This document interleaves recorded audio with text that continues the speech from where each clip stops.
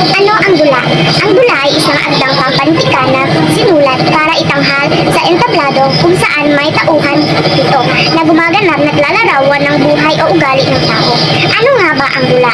Ang dula ay isang uri ng panitikan nang naglalayong ipakita ang isang kwento o ideya sa pamamagitan ng pagganap. Maaari ito ay isang drama, komedya o isang kombinasyon ng pareho. Ang isang dula ay binubuo ng mga tauhan, isang setting at isang balangkas. Ang mga tauhan ay ang mga naglalaro ng mga papel sa kwento. Ang setting ay lugar at panahon kung saan nagaganap ang kwento. Ang balangkas ay ang pagkasunod-sunod ng mga pangyayari sa dula. Ito ang ibig sabihin ng dula. At ngayon, dadako naman tayo sa comics. Comics. Ang comics ay isang grapikong medium na kung saan ang mga salita at larawan ang ginagamit upang ihatid ang isang salaysay o kwento. Ano nga ba ang comics? Ang comics ay isang uri ng pampanitikan na gumagamit ng mga larawan at teksto upang magkwento. Maaari ito ay isang serye ng mga larawan na may mga caption o isang mas komplikadong kwento na may mga detalyado at iba pang detalye. Narito ang mga mahahalagang elemento ng comics, mga larawan, teksto, panel, at balangkas, at tauhan. Ang comics ay isang masaya at madaling paraan upang magkwento. Maaari ito ay isang tungkol sa mga anumang bagay mula sa mga superhero hanggang sa mga pang-araw-araw na buhay. Ang comics ay isang popular na anyo na libangan sa buong mundo. At yun lamang po. Let's move on. At ngayon, dadako naman tayo sa spoken poetry. Ano nga ba ang spoken poetry? Ang spoken word poetry ay ang pagsasaad ng kwento sa pamamagitan ng isang formal na tula. Mas malikhain at nagpapahamong gawin. Ang spoken word poetry ay pakinggan, nakakalikha ng mayamang imahe sa isip ng mga makikinig. Ang spoken word poetry ay isang uri ng tula na binibigkas sa harap ng isang madla. Hindi lamang ito ay binabasa, kundi binibigkas ng may damdamin, ritmo at paggalaw. Ang mga magkata ay gumagamit ng kanilang boses, katawan, mukha upang maipahayag ang kanilang mga salita ng mas malakas.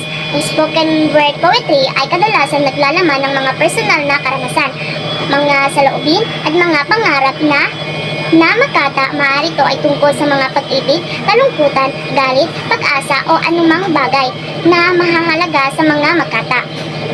Narito ang 5 mga katangian ng spoken word poetry: personal, emotional, ritmo, imaginary, at panggalaw.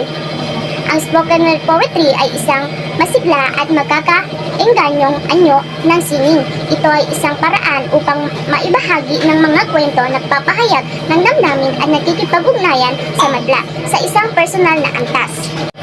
At ngayon, dadako naman tayo sa tagutay. Ano nga ba ang tagutay? Ang tagutay ay isang uri ng pampanitikan, pahayag na ginagamit upang mapahayag ng mga ideya, damdamin o larawan sa mas malikhaing paraan. Ang tagutay ay salita o isang pahayag na ginagamit upang bigyan diin ang isang kaisipan o damdamin.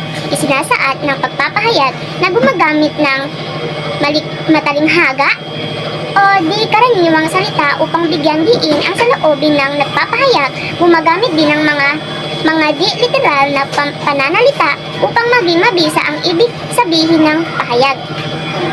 Ang matalinghagang wika ay wika na gumagamit na tagutay. Tinatawag din ang tagutay bilang patalinghagang pahayag. At ngayon, dadako naman tayo sa tula. Ang tula ay isang anyo ng panitikan at papahayag ng damdamin ng isang tao. Ito ay binubuo ng mga signo at mga signong ay binubuo ng mga taludtod. Ano nga ba ang tula? Ang tula ay nagpapahayag ng mga magagandang kaisipan, pananalita sa pamamagitan ng mga taludtod at signo.